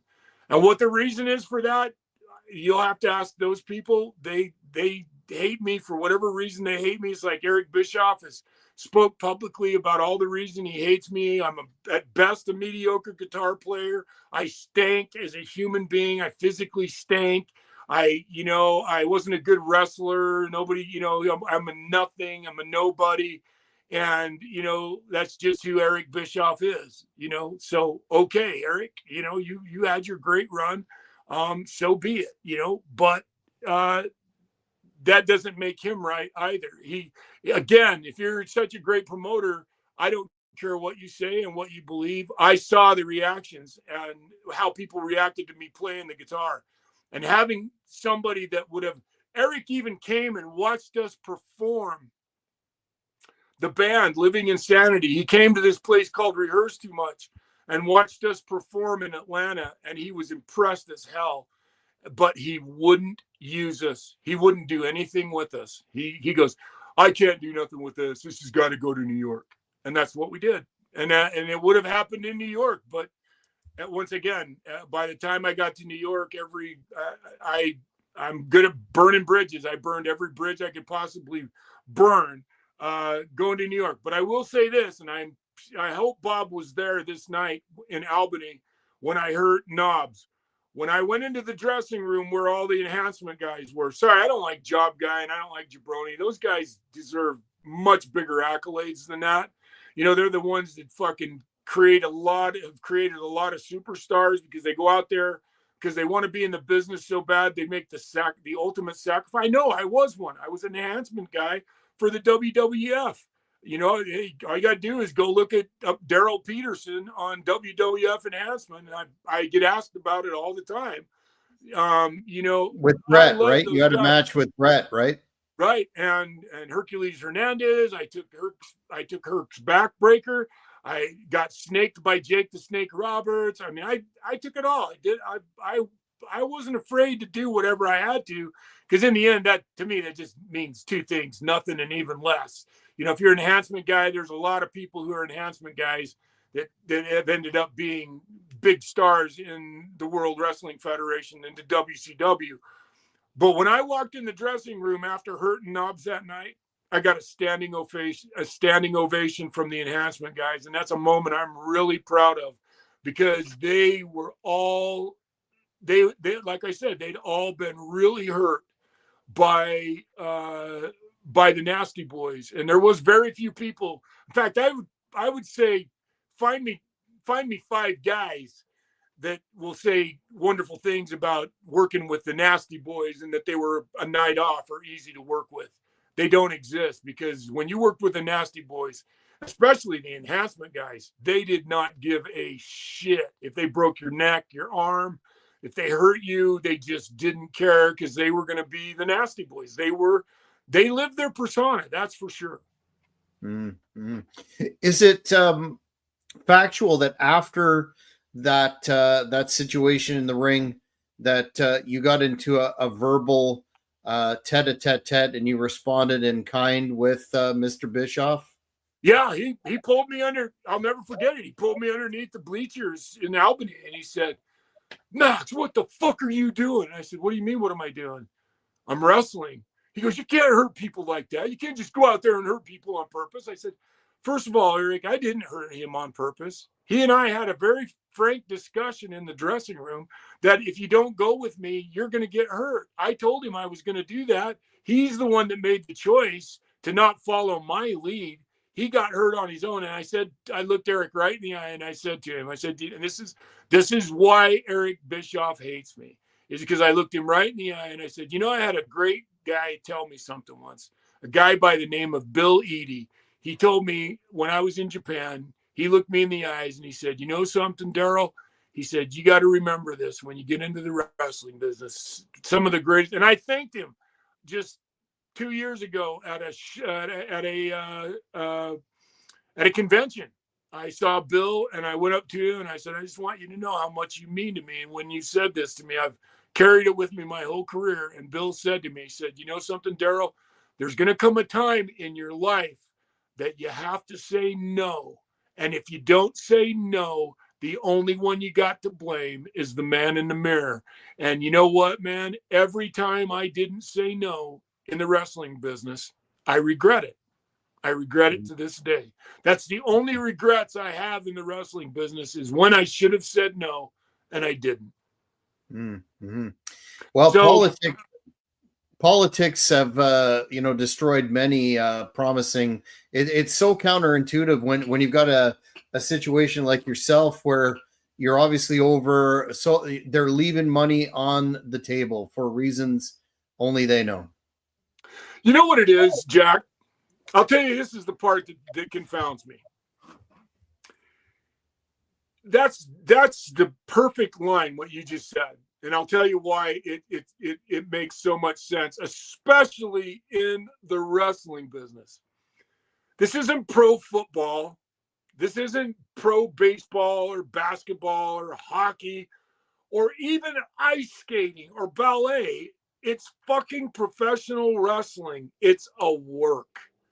There's no, when people brag about their championships, like, forgive me, when you talk about me winning the championships that I've won in the past, I'm not trying to be a dick when I say that. I'm really not. When I say those things mean two things to me: nothing and even less. And here's why. Because I'll never forget listening to Ricky Steamboat talk about Randy Savage and Ricky's match at WrestleMania 3.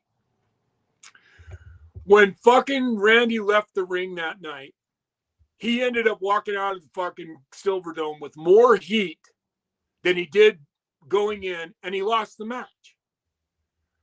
All that mattered to them, all that matters, should matter to a great wrestler, is that the fucking crowd leaves with a smile on their face, or so pissed off they can't wait to come back and see you get your ass kicked the next time. And if you're a great wrestler, that's all that matters. Winning and losing is irrelevant in the wrestling business. And the new WWE show, Unreal, finally exposes exactly what I said 30 years ago, is that what's interesting about the wrestling business is the shit that happens behind the scenes. And finally, my movie that I shot that is so like Unreal is finally going to be seen. It's going to come out in the very near future.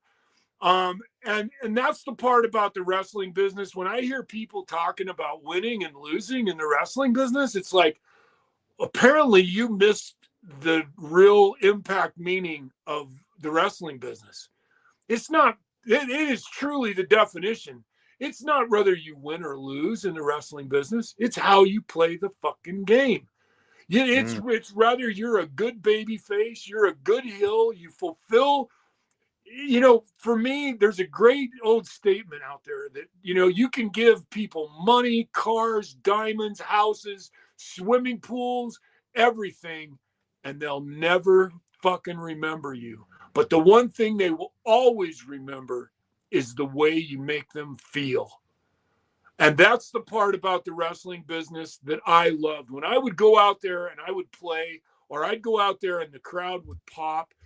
And if they wouldn't pop, man, I had all kinds of mentalities of not, if I failed in my match and they weren't standing at the finish, there's all kinds of mentalities out there about, then you better start again until you get them standing at the finish.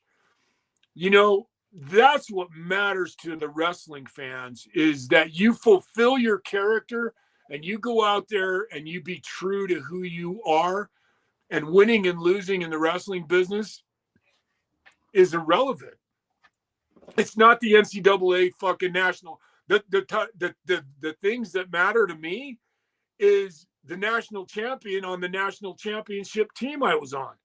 The fifth in the NCAA tournament as an All-American, and a fucking NCAA pinning record that regardless of what happens to me in the rest of my life will be etched in record books 1,000 years in the future if they're still wrestling, amateur wrestling in 1,000 years and keeping records of it in the NCAA. That's the shit that matters. You know, the accomplishments I made as an amateur wrestler, what matters in the wrestling business is, did I have everybody standing at the end of my match? Did the fans love you as a wrestler? Those are the things that make you feel good and make you feel like you accomplished something. Mm-hmm, mm-hmm. Yeah, couldn't agree more. So after this situation, I guess you mentioned Hogan, Hall, Nash, etc., Bischoff. You were, I guess, public enemy number one, and they started Or at least burying. in my own mind. Well, yeah, and Mr. Bischoff has made some comments, directly related to what you've said. Yeah, he doesn't like me. Well, doesn't like me, so it's okay. He's a polarizing figure at best. I agree, but the writing was on the wall.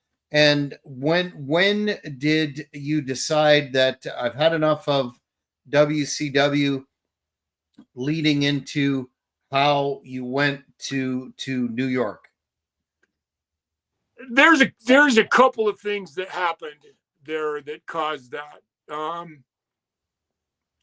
They actually fired me. They let me go. They terminated my contract. And there were two primary reasons for that. It was hurting knobs was number one, and Mick Foley's discontent with me was number two. And I didn't know about Mick Foley's discontent until 5 years later. So I got a phone call one day from Gary Juster, and he said, "Okay, Max, I just got off the phone with Eric Bischoff, and we're going to terminate your contract." And I went, "Wow, why? What the fuck?" And he goes, "Yeah, we just don't see a future for you in the wrestling business here at the WCW." And this was after, man, it's so funny because they'd all come to see the band play, and you know, the big brass guy that we talked to was really into it, but I knew that moment because the band that I created were all wrestlers. I brought these guys in that were my friends from all over the country that were all professional wrestlers because I wanted to have the world's only completely legit professional wrestling band. So I bought my drummer friend from high school, who's still in a Led Zeppelin tribute band to this day. He's John Bonham. That tells you what a great drummer he is. Nick Patrick was the rhythm guitar player.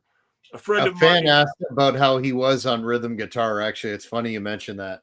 Yeah, he's fucking awesome. He and we were road partners all the way through the WCW. In fact, Sting put us together because as soon as Sting heard me play that night, the national anthem, him and Nick were immediately, you know, Nick and I became immediate friends after that. And then I brought this other friend of mine named Mike Clare in, Dr. Squash in from, he was living in Ketchum, Idaho at the time. And so I put this band together.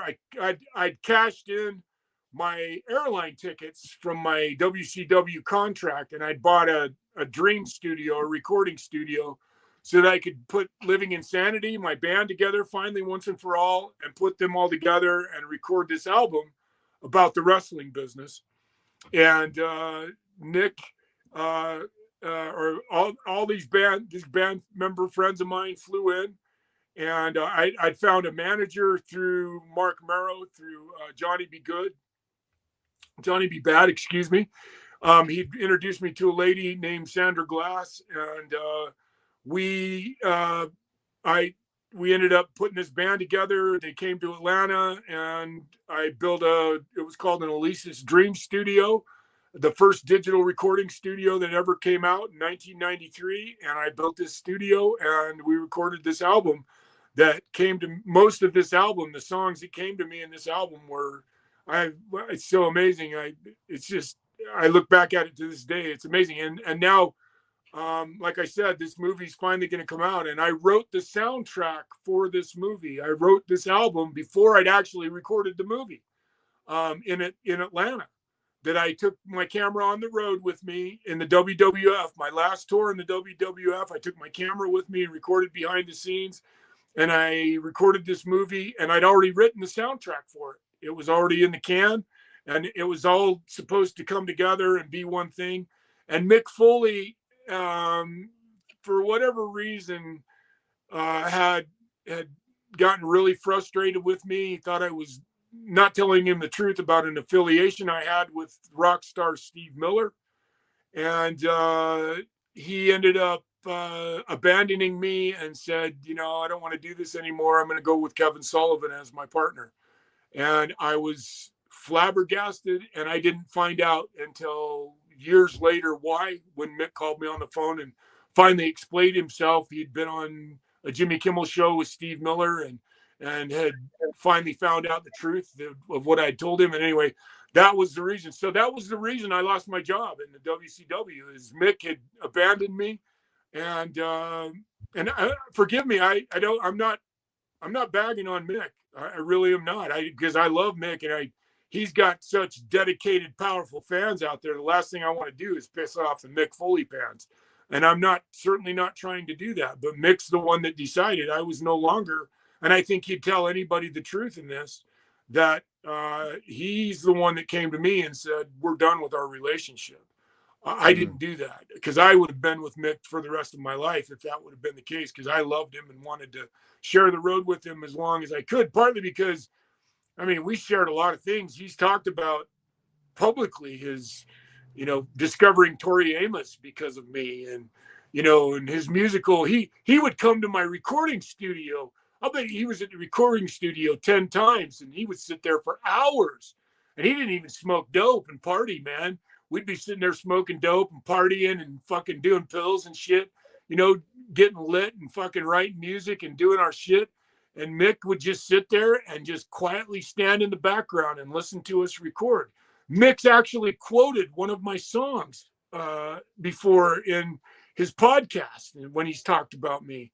I know Mick has pretty profound feelings about, our relationship together. And like I said, it always broke my heart, but that's the way life is. I had to figure out, okay, what am I going to do to move on? And luckily I had a great friend in Rick Rude. And when the WCW fired me, Rick Rude was at my house when I called him and said, hey, I just got laid off. I wanted to call and say goodbye. And he said, oh no, I'll be there in fucking just a minute. Jumped in his car, came right to my house, got on the phone, called Vince McMahon. And I was on my way to New York 2 days later. Wow. Yeah. When you, I guess, came in there and they decided that they were, I saw that they called you the blacksmith very briefly, and then that was, and you know why I really wanted to explore that character, really wanted to go down that road, because they didn't want to do Maxx Payne. I thought, what better way to keep the darkness than to be the blacksmith? And I got to be honest with you, I always thought, what a fucking fun tag team and a fun competition that would be, the blacksmith against the Undertaker. Oh yeah, absolutely. So that was my premise behind that. So that was like one match, a dark match, right, and then the Man Mountain Rock thing. How was that pitched to you?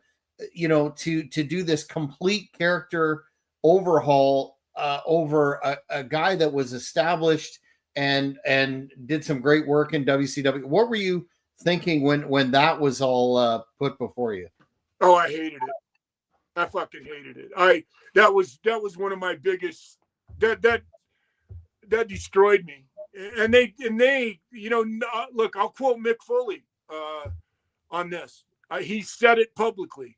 They defrocked me. And it wasn't Vince that did that. I'll be honest with you. This is when the power of the Clique kicked in, and they set forth.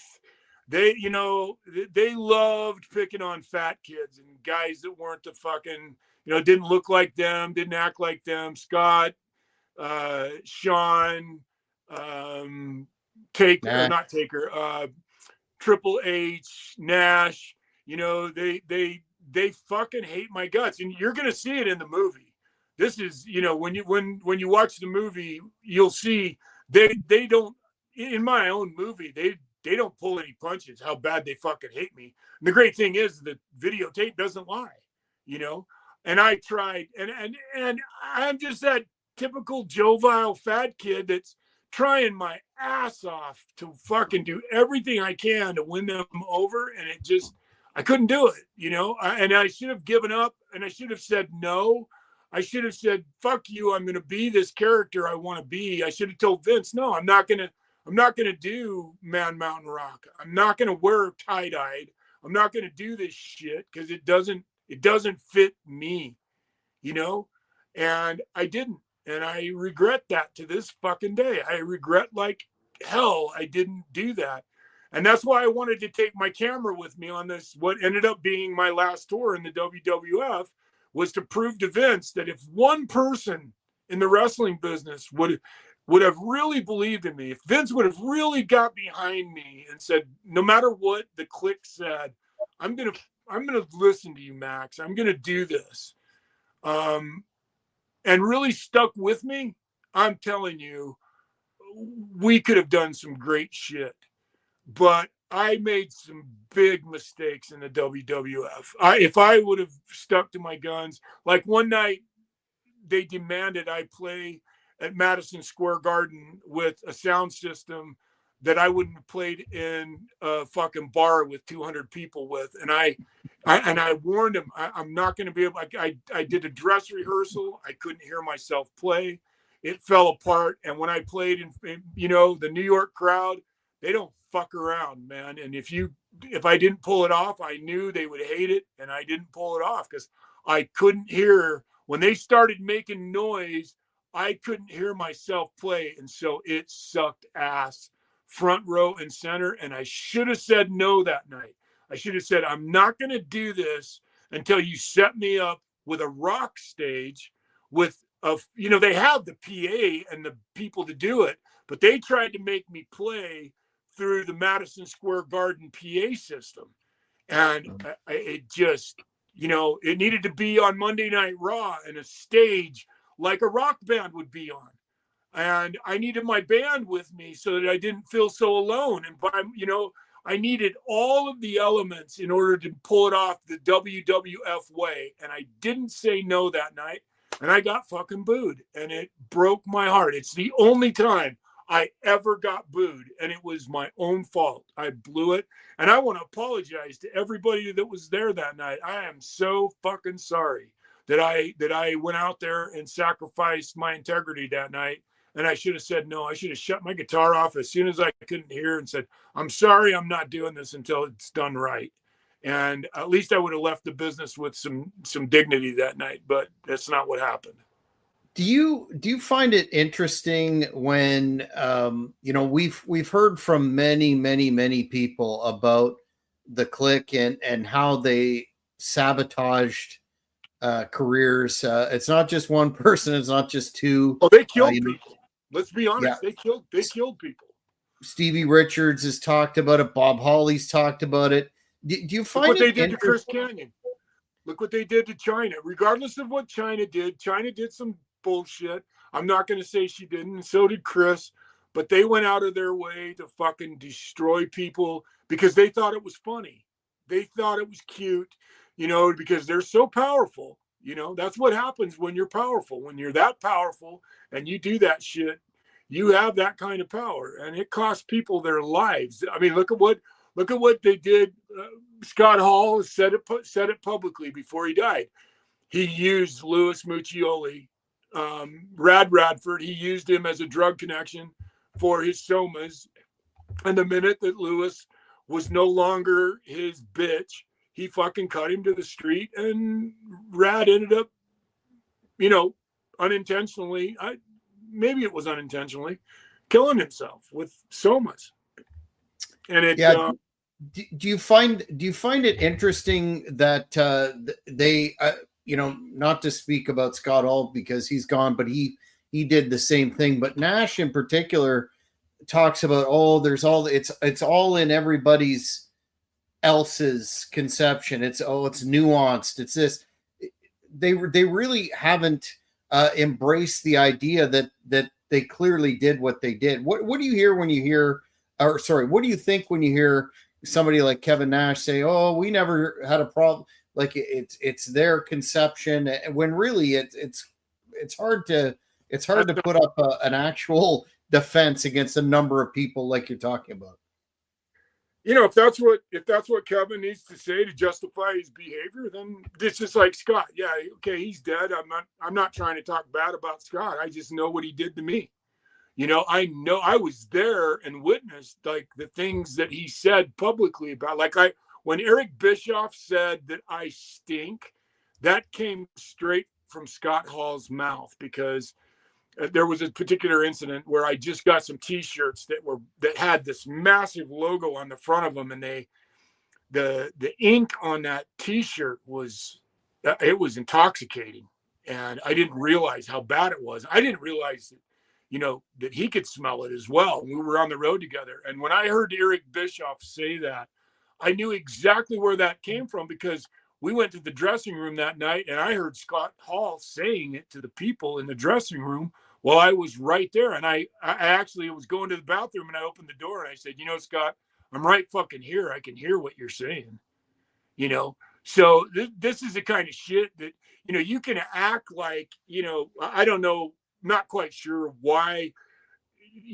look, if you're going to be a king and you're going to take the role of that kind of guy, Kevin, you had your run, you made a fucking fortune, you did everything that you set forth to accomplish in the wrestling business. You don't have to own up to it, but to act like you didn't set forth to destroy people's careers that you didn't like, I think that's a little disingenuous. I'll be as kind as I can to say that you didn't set forth to get rid of people you don't like. I think I know for a fact that, and it's funny because I always thought I had a relationship with Shawn Michaels.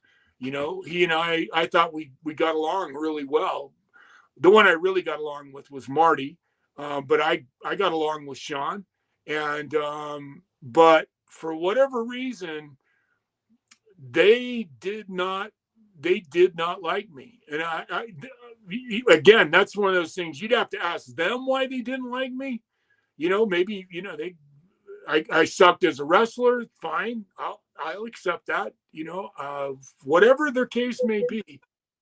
But to say that they didn't set forth to destroy, I've heard, like I said, I actually heard before Scott died, he in his own interview, he talked about what he'd done to Louis Muccioli. I had somebody just the other day saying he'd interviewed Scott before he died, and Scott had actually said to them publicly that he wasn't very nice to me. So if that's the case, just fucking cowboy up and take it. It's okay. I'm done. The business. I'm never gonna wrestle ever again. I don't even have animosity towards it. Just fucking cowboy up and be honest with who you were, because in the end, shitty karma has a fucking real shitty way of, that's just the way life is, man. When you perpetuate those kinds of things against people that don't deserve it, that kind of shit, just life is, it's too short. But the wrestling business somehow breeds that. That's what it is. Again, it's not about winning or losing. It's clawing your way to the top. And then once you're there, figuring out how to stay there. That's why guys at the top, think about it. When was the last time you saw a 50-year-old, wrestler or a 50-year-old football player? Wrestling is meant for longevity because guys can stay in it. And yet, let's be serious. Wrestling is one tough fucking business. I don't care who you are.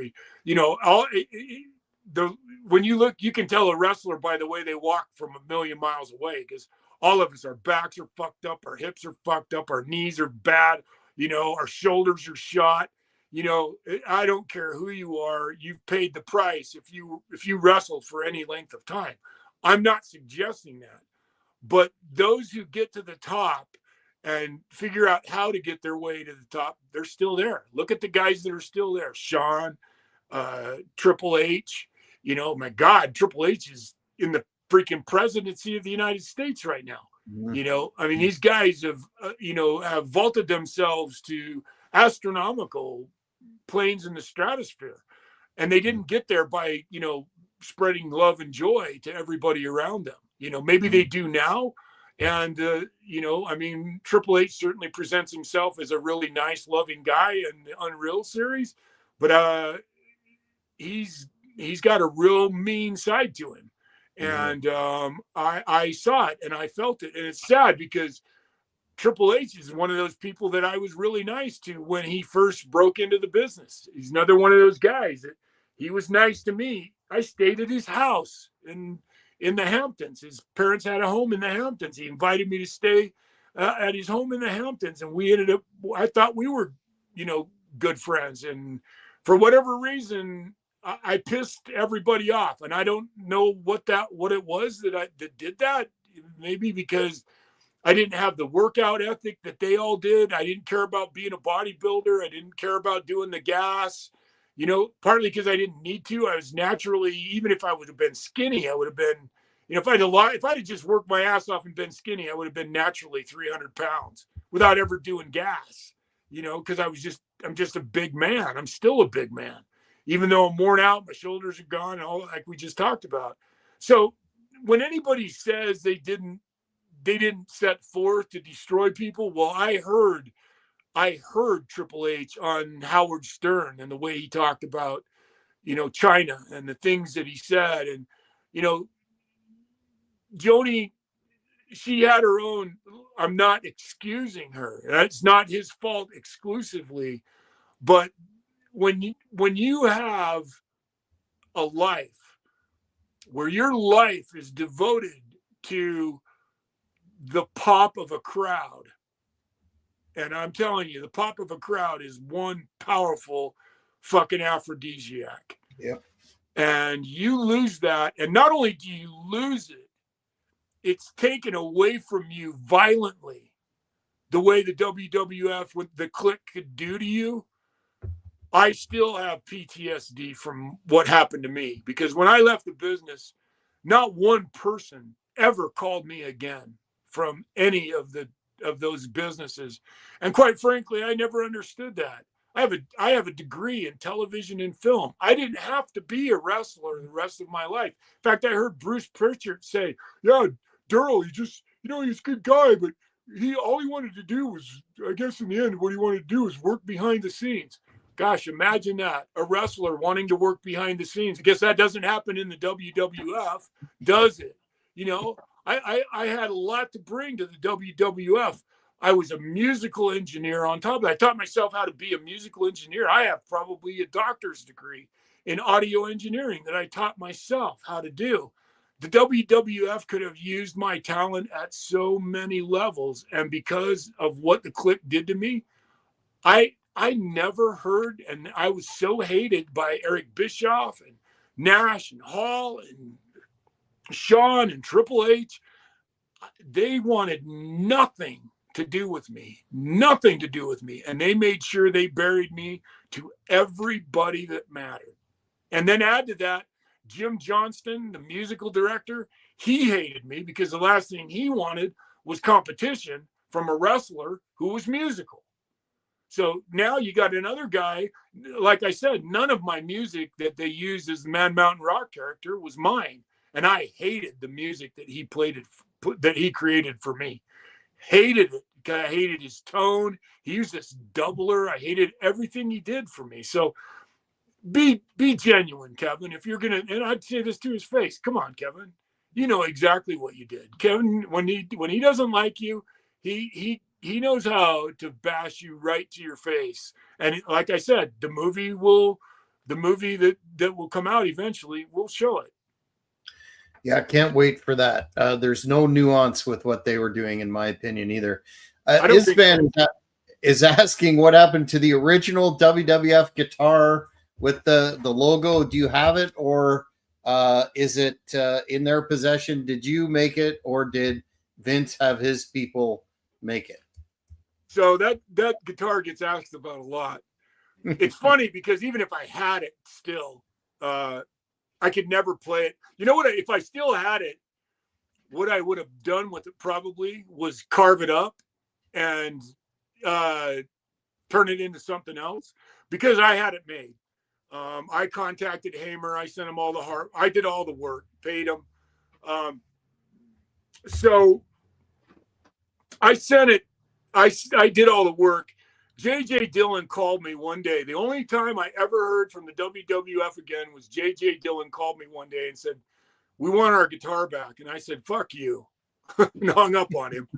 And I wish in retrospect, no, I don't. Like I said, they can't, even if they have it, what are they going to do with it? They can't use it. They can't display it in public ever. Nobody can ever play it publicly. You know what I wished I would have done? Like I said, if I would have kept it, I probably would have carved it up, carved all the edges off of it, and turned it into a big international no sign, painted it flat black, painted a big red round circle on it with a slash through it, and turned it into, a guitar that I could play publicly. I did a Jimi Hendrix moment in an homage, and I burned it in the street. No, I didn't do that. Voodoo child. Good a good rumor to start, right? I believe, I truly believe that I sold it and years ago to just some guy that I needed the money at the time. I was raising my family and was broke and trying to make my way in life without the wrestling business and just trying to get on top of things. And I, quite honestly, I hated having it. I hated having it around. It was negative memories. I loved it so much, and I was so proud of it, while I was there, but it just broke my heart. So I was okay with letting it go. I believe that they found it. I think Vince has the money that he figured out and found it. And I bet you money it's in the basement of Stanford someplace. In that big storage facility. So like them to ask for something it's like Rosebud in Citizen Kane. Yeah. Absolutely. I was going to ask you about this program that you had with Bob Backlund when he broke a guitar of yours. Imzan is asking if that, did that piss you off? And I wanted to ask, you had a string of house shows, and it looked like you were about to get on TV with that deal. First of all, what was that like working with Bob at that stage of his career? And did they pull the plug on it just as an arbitrary thing that they do? Well, so that's a big story. So in order to explain all of that, then I have to explain what happened with the rock star Steve Miller and why they let me go in the end. And that's where Brian James, Road Dogg, kicks in to all of this, because I took him to New York to get him a job with me because we were going to do the Living Insanity thing. And so that's a big story. So you tell me how much of that you want me to go into, because that's where the Mick Foley story about Steve Miller comes into place, and why Mick Foley dropped me as a partner and why he left me as a partner. So there's a whole story around Steve Miller. And in the end, that's what cost me my job in the WWF. Maybe if you could just, if possible, hit the high points on that would be great. And then I'll ask you one other question, and then I think we can come back and do a part 2, because we've got so much meat left on the bone, so many questions. If you're down with that, that would be great. But we'll wrap it up with that, if you don't mind. Okay, so let me do it this way. I'll give you a quick synopsis of what happened with Steve Miller, and then we'll come back and we'll do the deep dive on everything, what happened. So after I recorded the Living Insanity album, my partner in the band, one of my partners in the band at the time, Mike Clare, he lived in Ketchum, Idaho, and he'd ran into Steve Miller at a convenience store. And he knew where he lived. They weren't friends. He didn't have his phone number or anything. And so after I recorded the album, my friend went home to Ketchum and took a 3-song demo and included my telephone number in it and went to Steve Miller's house outside of Ketchum and left a demo in the mailbox of his house. And about 2 weeks later, Mick Foley had been to the studio watching us record and everything. And about 2 weeks later, Rude knew that we dropped it. We were going to give a demo. We were bragging about, we're going to leave a demo in Steve Miller's mailbox. And so, a couple of the guys like Rude and, Mick and Tex and Shanghai, they all knew. That's Mark Canterbury and Dennis Knight. They all knew. Dennis spent hours. I mean, Dennis lived at the studio with us for like a week one time. I still have video of Dennis when we finished the whole album, listening to it with Brian and I, and we were just high as fuck listening to the album. So I'm sitting in my house, and I'm still living in Marietta, in a house before I actually moved and started to live in the studio. I still had my house, and the phone rang, and the guy on the other end said, "Hey, Maxx Payne, this is Steve Miller. How you doing?" And I'm like, "I don't know who this is. Go fuck yourself," and hung up.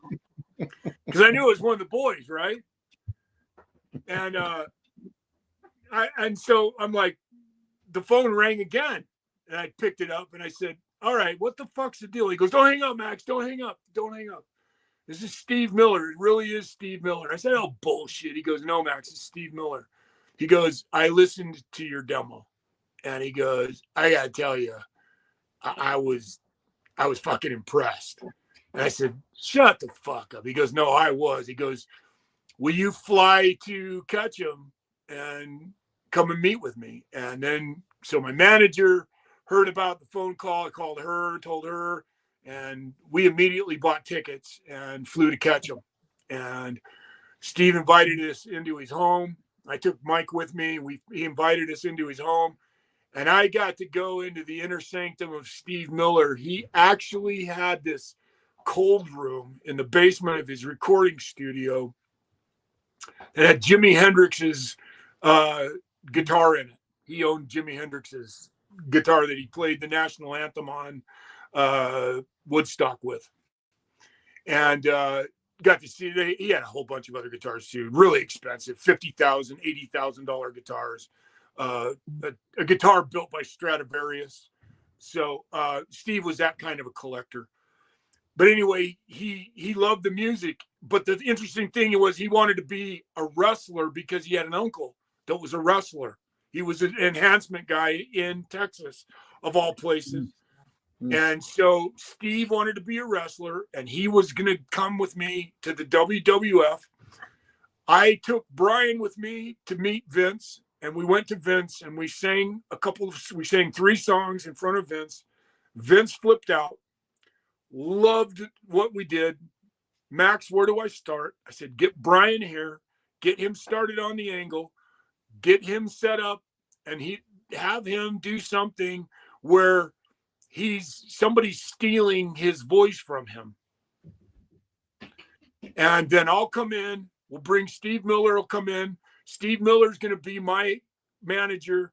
He's going to go, you're stealing his voice. We'll prove it to you." And then Brian and I were going to hit the stage together, do Living Insanity at WrestleMania. I believe it was WrestleMania 11 in Hartford, Connecticut. And we were going to play a Living Insanity song live. And that was going to be the introduction of the band. Well, everybody knows what that song was. "Be My Baby Tonight" with Jeff Jarrett. That whole thing fell apart because Jeff Jarrett decided he didn't want to expose that he was lip syncing, and he didn't want to expose the fact that it was a work. He wanted to keep everybody believing he was actually the one singing that song. And so Jeff Jarrett and Brian left the WWF together, to protest against us doing this. And then we were still going to try to move forward. And J.J. Dillon called Steve Miller on the phone to do it. And Steve Miller said no at the last minute. And J.J. Dillon called me back and he said, look, after talking to Vince about this, because we think you bullshitted us about Steve Miller, and the fact that he said no, we're going to cut you loose. And then I luckily though, they cut me loose, but they agreed to send me on the last tour, which was called the metal. Oh gosh, every time I think of this tour, I forget it. It was a metal tour that we went on. Full Metal Tour is what it was called, the Full Metal Tour. And they already built a program with me in it, even though I was like on the very last page.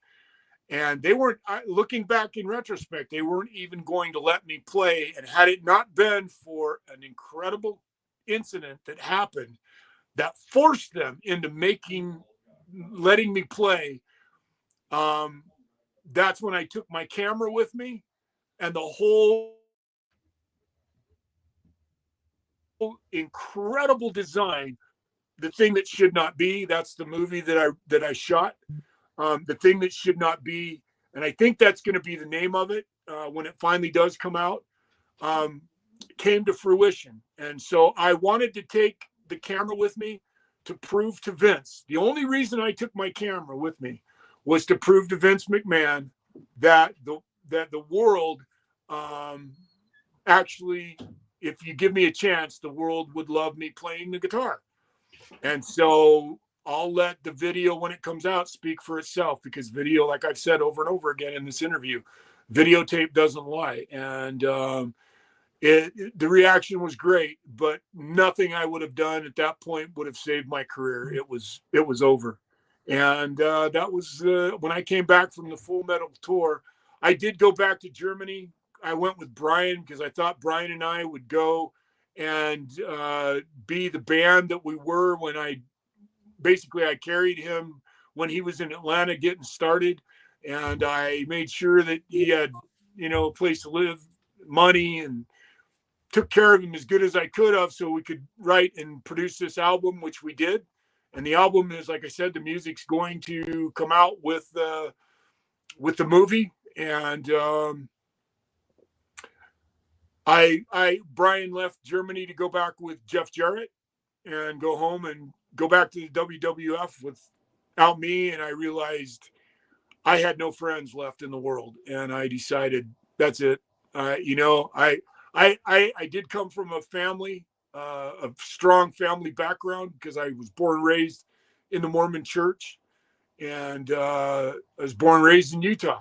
And if anybody knows anything about Mormons, is family is the most important thing in any Mormon's life. And so I went back home and I watched all my children walk across the stage of graduating from high school. And I would venture to say there's probably not too many wrestlers who have children that did that with their children. And for that, I'm very proud. And so there's a quick synopsis. And Mick Foley enters into that page pretty heavily. And once again, we'll deep dive that in episode 2.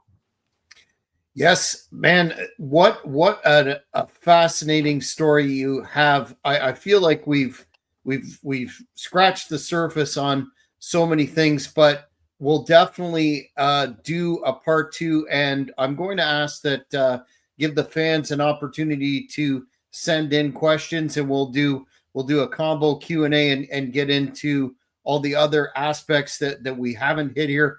But Max, where can they find you in the interim on social media? You mentioned your YouTube channel. Any of those other places that the fans can keep up with what you're doing? So right now, I really suck at social media, and it's horrible because I need to not. I do still have my YouTube channel is still up. I think there's 150 videos that I shot on my YouTube channel. You can go there. You're welcome to, I'm on Facebook under Daryl Peterson, I believe. Isn't that how you got a hold of me? So if you want to provide people with that link to Daryl Peterson on Facebook, they're welcome to track me down through that. I really am looking for, I'm working on fixing this so it's a little easier to access me. I also have a product that I'm going to be selling in the very near future. I've invented a guitar oil that I'm going to start marketing as well in the very near future. But if you go to the Payne Lair, all one word, that's the Payne Lair, PAYNELAIR, on YouTube, you'll find my channel there, and I believe there's a direct link there for you to send me letters there. If not, and you give people the Facebook link, they can contact me through that, or they can contact me through you if you want. You can just forward it to me, and I'll give you my email address in the interim.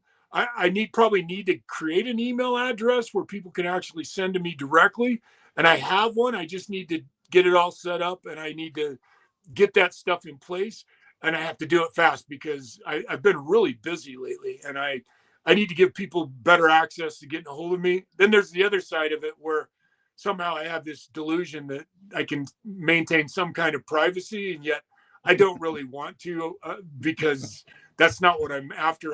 If I'm going to tell the story, I don't want people to feel like they can't contact me and talk about this. So I'm certainly open to it. So I get a hold of me any way you can figure out how to do it. And through you, Jack, that's fine.